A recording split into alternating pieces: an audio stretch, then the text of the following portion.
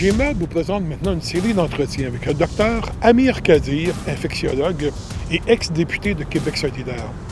Il pose un diagnostic très intéressant sur notre système public de santé et de services sociaux, sur sa capacité à faire face à la pandémie actuelle, mais aussi sur sa capacité à faire face aux défis que pose le réchauffement climatique et la catastrophe climatique en développement. On a fait le décompte et on s'est aperçu que, bon sang, en termes de nombre de lits fermés, ce qui s'était passé dans les années 90 jusqu'au début des années 2000, puis c'était l'équivalent de fermeture de 9 hôpitaux de taille moyenne. Si on prend le fait qu'un hôpital de taille moyenne, c'est à peu près 250 lits.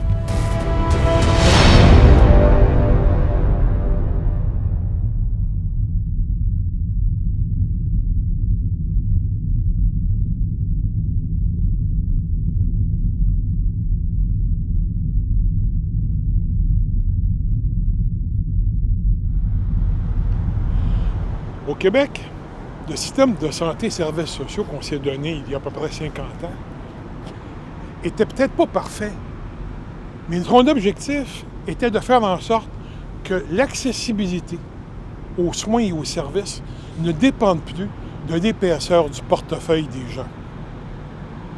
Ce système public universel a été un fameux moyen de redistribution de la richesse pour l'ensemble des Québécois, qui auparavant, souvent, se retrouvaient en faillite parce que leur facture d'hospitalisation était trop élevée, ils n'avaient plus les moyens de pouvoir la payer. Mais depuis 50 ans, il y a beaucoup de forces qui sont venues gruger ce système-là, ce système public. Des gens qui ont annoncé des réformes et d'autres réformes et encore d'autres réformes, mais qu'on pourrait plutôt appeler des contre-réformeurs. Une réforme, ça devrait être fait pour améliorer les choses. Une contre-réforme, ça détériore les choses. On entend parler beaucoup des problèmes du système de santé. Peux-tu, toi, nous dire comment tu vois ces problèmes-là, ce qui se passe actuellement? On assiste, disons, à une lente dégradation de l'accès aux services, à toutes sortes de services.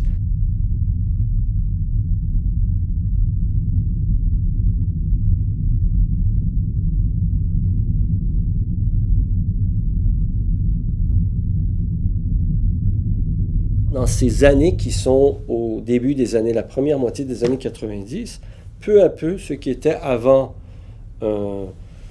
une salle, une chambre de patients, on voyait des étages entiers, des sections entières, d'abord fermées et quelques temps plus tard transformées en bureaux de gestionnaires. Je mets ça, en fait, je contracte un peu dans le temps, mais c'est pour illustrer ce qui a été observé par nombre de mes collègues. Évidemment, le prétexte à l'époque, c'est qu'on assiste à une transition vers une médecine ambulatoire.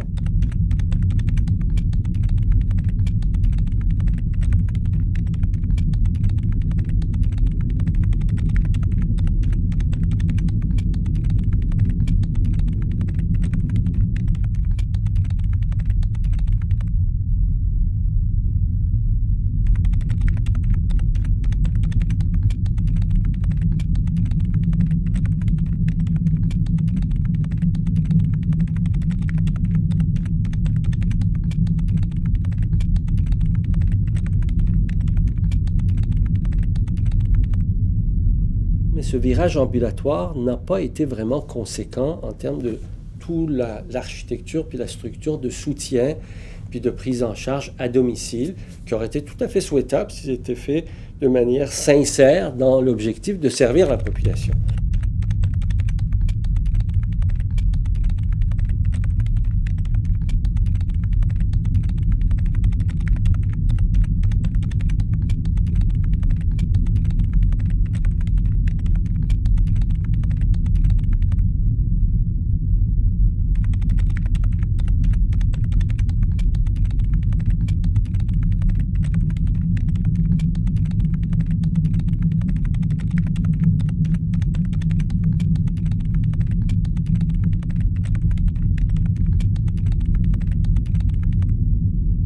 On se rend compte que dans le fond, puis on connaît maintenant les acteurs. Moi, pour avoir été critique en matière de santé pour Québec solidaire pendant des années, j'ai été à même de constater que dans le fond, ça participait à de grandes contre-réformes qui agressivement étaient poursuivies un peu partout, que des gouvernements de droite appliquaient à qui mieux mieux, mais aussi des gouvernements sociaux-démocrates en Occident ont épousé, les Tony Blair de ce monde, disons, Bernard Landry ou Lucien Bouchard, de ce monde, ont appliqué sous des gouvernements sociaux-démocrates et qui étaient en fait pour diminuer les dépenses publiques en santé comme ailleurs.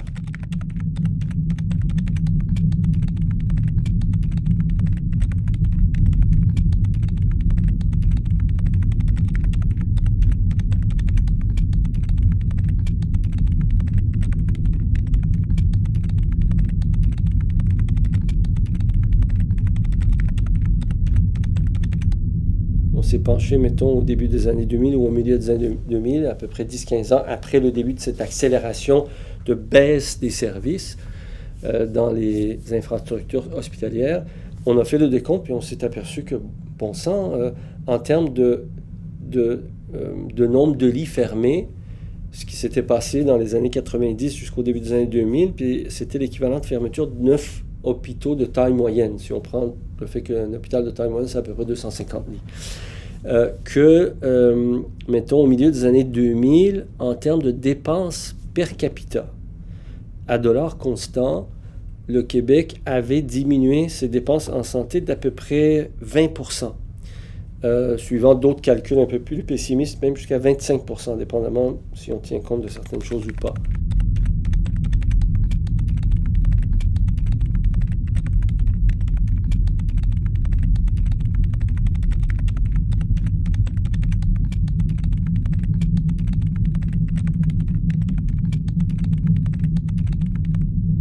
C'est quand même beaucoup. Ça veut dire que sur chaque 5 $, on avait enlevé 1 $ dans le réseau.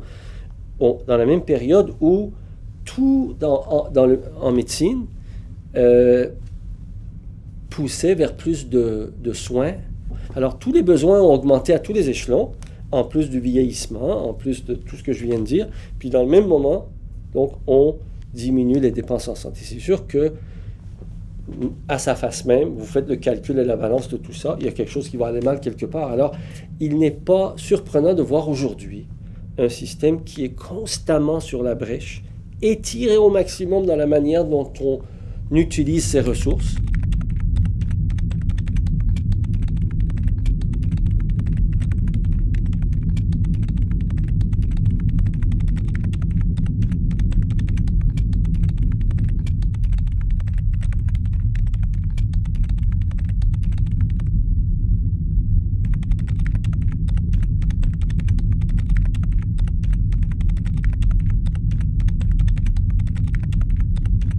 Le fait qu'on ait eu des ratios aussi importants de patients infirmières ou de patients préposés, etc., c'est ça qui aujourd'hui donne les résultats catastrophiques qu'on voit en termes de perte de nos ressources dans le milieu de la santé.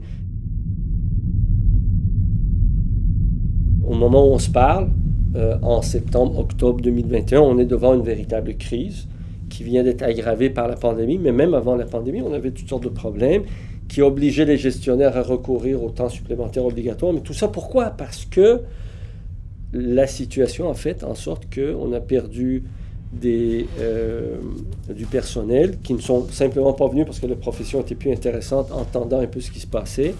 Beaucoup de diplômés sont sortis de la pratique. Je parle des infirmières, qui est la question de l'heure actuellement. Puis aussi, parallèlement à ça, ça accompagne ces contre-réformes néolibérales la présence au sein du système de santé publique de toutes sortes d'acteurs privés qui ponctionnent. Puis les agences d'infirmières privées, c'en est un acteur principal quand on estime que ces agences-là font bon an, mal an quelque chose entre 120 millions et 180 millions de profits